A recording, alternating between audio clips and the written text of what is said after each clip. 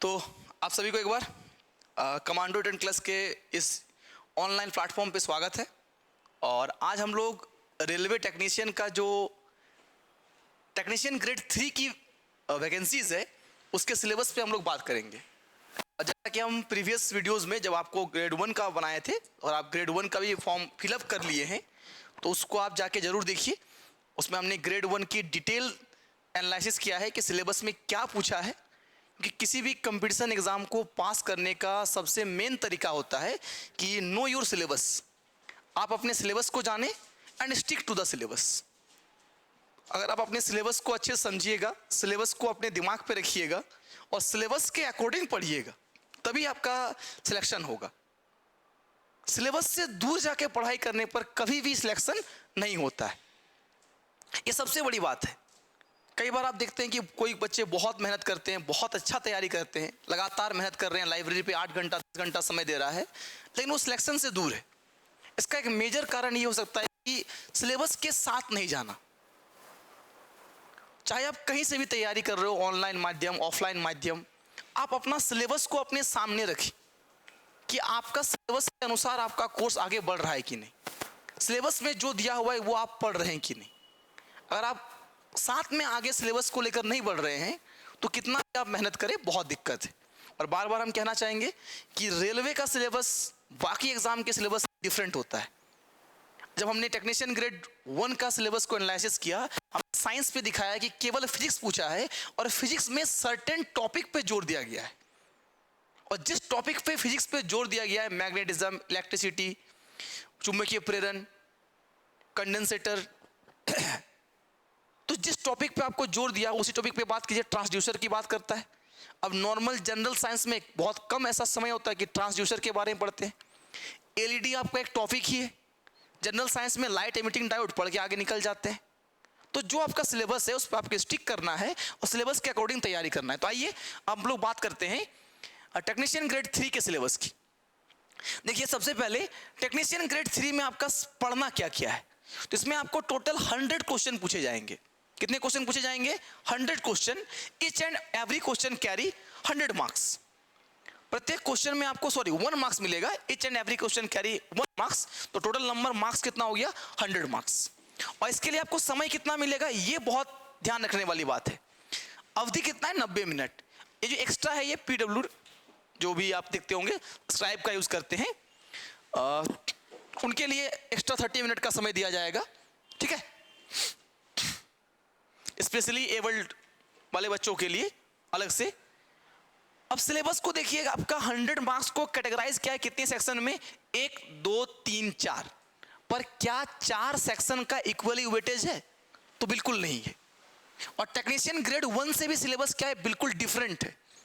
तो दोनों को अलग अलग वे में लेकर चलना है। इस पे समझिएगा। आपको देखिए यहाँ पे सिलेबस को जब डिफाइन किया है, यहाँ पे गणित का सिलेबस दिया हुआ है, सामान्य बुद्धिमत्ता का दिया हुआ है, बुनियादी विज्ञान और इंजीनियरिंग का दिया हुआ है, सामान्य जागरूकता का दिया हुआ है। क्या कहा गया है? देखिए, अंक शास्त्र यानी गणित। यहां से आपको कितने सवाल पूछे जाएंगे? तो कहा गया है कि इस सेगमेंट से आपको 25 प्रश्न पूछे जाएंगे, 25 प्रश्न पूछे जाएंगे। और इन 25 सवाल के लिए आपका सिलेबस क्या है? देखिए, नंबर सिस्टम, संख्या प्रणाली, बोर्ड मास, दशमलव, भिन्न, LCM, HCF, अनुपात और समानुपात, प्रतिशत, क्षेत्रमिति, समय और कार्य, समय और दूरी, सरल और चक्रवृद्धि ब्याज, लाभ हानि, बीजगणित, ज्यामिति, त्रिकोणमिति, प्राथमिक सांख्यिकी, वर्गमूल यानी स्क्वायर रूट, अलग से एक चैप्टर ही दिया हुआ है, आयु गणना यानी एज, कैलेंडर और घड़ी, पाइप और टंकी। आप देख सकते हैं किस तरह से सिलेबस को मिक्सअप किया है। आप इसको अलग अलग कर लीजिए, एक साइड आप अरिथमेटिक को कर लीजिए, एक साइड आप एडवांस को कर लीजिए। लेकिन टेक्नीशियन ग्रेड 1 की तुलना में सिलेबस बिल्कुल डिफरेंट है। उसके सिलेबस में आपको सेट थ्योरी देखने को मिल रहा था, उसके सिलेबस में आपको मोन मिड मीडियन देखने को मिल रहा था। तो ये जितना सिलेबस है ये तो आपको पढ़ना ही है, लेकिन इसके साथ साथ अगर आप टेक्नीशियन ग्रेड 1 का भी कर रहे हैं तो आपको एक्स्ट्रा पढ़ना होगा। तो अभी फिलहाल हम लोग बात कर रहे हैं टेक्नीशियन ग्रेड 3 की, और सभी बच्चे इसी पर टिके रहेंगे। ये जो सिलेबस आपको लिखा है बोर्ड मास, स्पेशली बोर्ड मास पे ध्यान देना है।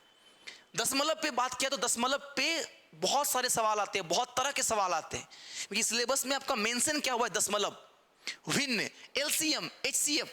बहुत कम ऐसा सेगमेंट का सिलेबस होता है जहां अलग से एलसीएम और एचसीएफ को मेंशन किया रहता है। लिख देता है प्राथमिक गणित या अंक गणित, उसी में इसको मान लिया जाता है। पर यहाँ पे सिलेबस डिफाइन है कि आपसे हम एलसीएम और एचसीएफ से सवाल पूछेंगे ही पूछेंगे।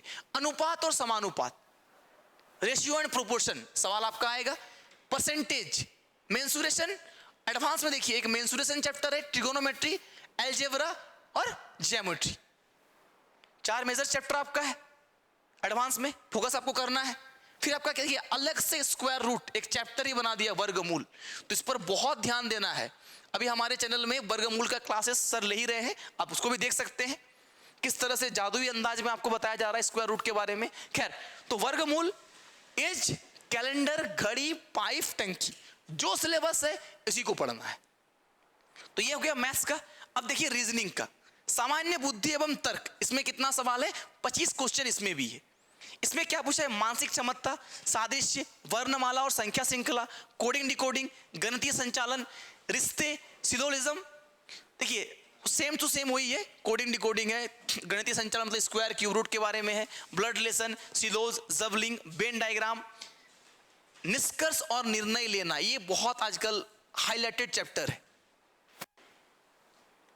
एनालाइज करना, संभावनाओं पर बातचीत करना, ये क्या हो सकता है, कथन और कारण, कंक्लूजन, ठीक है, समानताएं और अंतर, देखिए विश्लेषणात्मक तर्क, ये सेगमेंट को भी आप देखिएगा 2-3 साल से 4 साल से या पिछला रेलवे के एग्जाम से बहुत ज्यादा इससे सवाल बनता है और पूछा जा रहा है।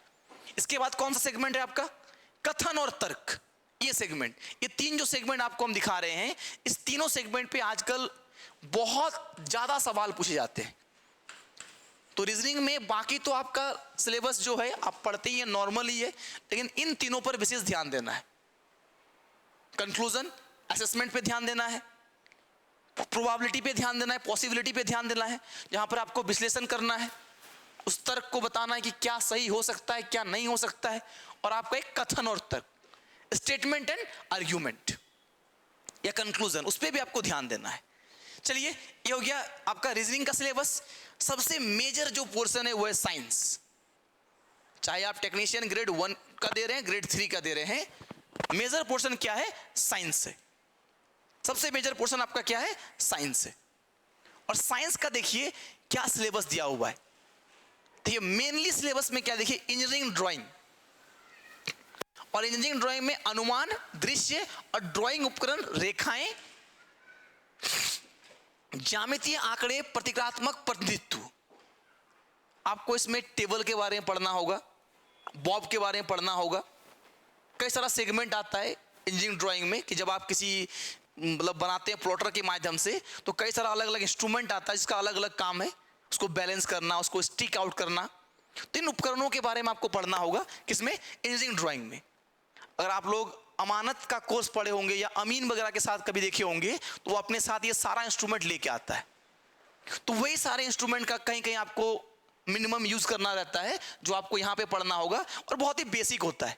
स्केल के बारे में जानना होगा, 2-3 तरह का स्केल आपको पढ़ना होगा। फिर आपका देखिए सीधा स्टार्ट होता है बुनियादी विज्ञान, और बुनियादी विज्ञान में इकाइयां, माप, द्रव्यमान, वजन, घनत्व, कार्य शक्ति, ऊर्जा, गति, वेग, गर्मी, तापमान, बुनियादी बिजली, लीवर और सरल मशीन, स्पेशली दिया हुआ है लीवर और सरल मशीन, व्यावसायिक सुरक्षा और स्वास्थ्य, कहीं पर देखिए हल्का सा पर्यावरण शिक्षा और आईटी साक्षरता। मतलब सबसे मेनली पूरे सिलेबस में, अगर इस 2 सेगमेंट को हम यहां से हटा दें, 3 सेगमेंट, व्यावसायिक सुरक्षा, स्वास्थ्य, पर्यावरण शिक्षा और आईटी साक्षरता, तो ये कहीं ना कहीं फिजिक्स का ही मेन पर्पस बनता है। सिलेबस में मेनली क्या है, फिजिक्स है। तो केमिस्ट्री और बायोलॉजी पे आपको ध्यान नहीं देना है, आपको मेनली क्या पढ़ना है, फिजिक्स पढ़ना है। और फिजिक्स में भी आपको क्या पढ़ना है, देखिए साथ में पर्यावरण शिक्षा आपको पढ़ना है, यानी सारे कोप के बारे में या पॉल्यूशन के बारे में, Kyoto protocol, Montreal protocol, Johannesburg पृथ्वी सम्मेलन, ये सब आपको जो टर्म आता है, उसकी क्या एजेंडा 21 क्या है, कितना उसमें सस्टेनेबल डेवलपमेंट गोल क्या है, उसमें क्या क्या नियम रखा गया है, वो साइंस के साथ कैसे जुड़ेगा? तो पर्यावरणीय शिक्षा में आपको जानना होगा कि पारिस्थितिकी तंत्र क्या होता है, इकोलॉजिकल सिस्टम क्या होता है, बायोडाइवर्सिटी क्या होता है, थोड़ा बहुत ये सब जानना होगा। आईटी साक्षरता बहुत जरूरी है, थोड़ा बहुत कंप्यूटर के बारे में जानकारी, किस तरह से हम लोग कह सकते हैं कि आईटी साक्षरता किसे कहते हैं, कंप्यूटर कैसे काम करता है, थोड़ी बहुत तो बेसिक जानकारी, बस ये आपका सिलेबस है साइंस का। तो जो जो सिलेबस में दिया हुआ है ये आपको डिटेल्स में देखना है, बाकी एक्स्ट्रा चीज आप फिजिक्स में देख सकते हैं। अब यहाँ पे आपको कहीं पर भी ऑप्टिक्स चैप्टर से सवाल नहीं दिख रहा होगा या सिलेबस में ऑप्टिक्स नहीं दिख रहा होगा, तो इसको कवर करने के बाद आप ऑप्टिक्स की ओर आगे बढ़ सकते हैं। पर इतना को क्या करना है, एकदम अपने कब्जे में कर लेना है। पहले इतने को अच्छे से पढ़ना है, पूरा इसका नोट्स बनाना है, रिवीजन करना है। इसके बाद जो बचा हुआ चैप्टर है आप फिजिक्स में वो देख सकते हैं, क्योंकि कई बार सिलेबस में कुछ लिखा हुआ है और वो कुछ छूटा हुआ है, वहां से सवाल बनता है क्योंकि बुनियादी विज्ञान लिखा हुआ है। लेकिन मेनली आपको जो डिफाइन किया है कि आपको क्या पढ़ना है, इस बात को आप लोग समझिएगा। तो इस सब चीजों को क्या करना है, डिटेल्स में पढ़ना है। ओके, चलिए आगे समझते हैं हम लोग। फिर आपके सिलेबस में क्या है, सामान्य जागरूकता। यहां से केवल 10 सवाल पूछे जाएंगे और इसमें समसामयिक घटने और विज्ञान और प्रौद्योगिकी, इसमें आपको जीएस नहीं पढ़ना है बहुत ज्यादा। ध्यान दीजिए 10 सवाल में आपको करंट अफेयर्स, फिर से साइंस टेक, खेल, संस्कृति, व्यक्तित्व, अर्थशास्त्र, राजनीति और अन्य महत्व के विषय। अब लिखते समय यहां पे लिख दिया, देखिए अर्थशास्त्र यानी पूरा इकोनॉमिक्स पढ़ने बैठना है नहीं, 5 ईयर प्लान देख लीजिए, नेशनल इनकम देख लीजिए, जीडीपी देख लीजिए बस। राजनीति में राजनीतिक पार्टियां देख लीजिए, कहां से कौन सरकार जीत रहा है, क्या असेसमेंट है, थोड़ा बहुत जानकारी लिख लीजिए। कॉन्स्टिट्यूशन के बारे में थोड़ा बहुत एकदम बेसिक नॉलेज है तो भी काम चलेगा, क्योंकि मेनली सिलेबस में क्या होगा, current affairs, science tech, sports, culture and personality. तो स्टिक टू द सिलेबस और कॉन्कर्ड योर एग्जाम। तो बार बार हम यही कहेंगे, पूरे सिलेबस को आप प्रिंट आउट कर लीजिए, अपने पास रखिए। पूरे तैयारी के दौरान सिलेबस आपके पास होना चाहिए, सिलेबस आपको याद होना चाहिए। अगर सिलेबस आपको याद है तो आप मान के चलिए 20% एग्जाम के आप ऐसे ही नजदीक पहुंच गए हैं, और बाकी बच्चों से आप ऐसे ही आगे निकल जाते हैं। अगर आपको ये सिलेबस पता है, केवल इतना पता होना जरूरी नहीं है कि किस सेगमेंट से क्या पूछ रहा है, कि कितना मार्क्स का पूछ रहा है, किस सेगमेंट का सिलेबस क्या है, क्या क्या टॉपिक पढ़ना है और कौन सा टॉपिक नहीं पढ़ना है, ये पता होना जरूरी है। तो आई होप आप लोग को समझ में आया होगा। तो चलिए आज की वीडियो में इतना ही, मिलते हैं हम लोग नेक्स्ट सेशन में एक ब्यूटीफुल क्लासेस के साथ। चलिए धन्यवाद।